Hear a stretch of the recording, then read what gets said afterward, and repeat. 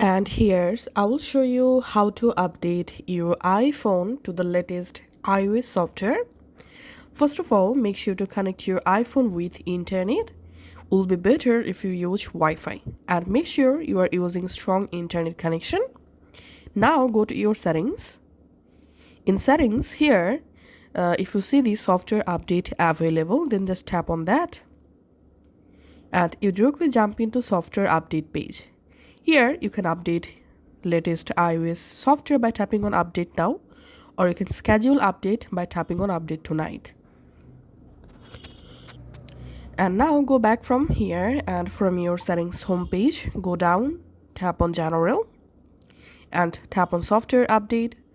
And also here you will find your iPhone new iOS update. From here you will be able to update your iPhone. So this is how we can actually do it. Thanks for watching.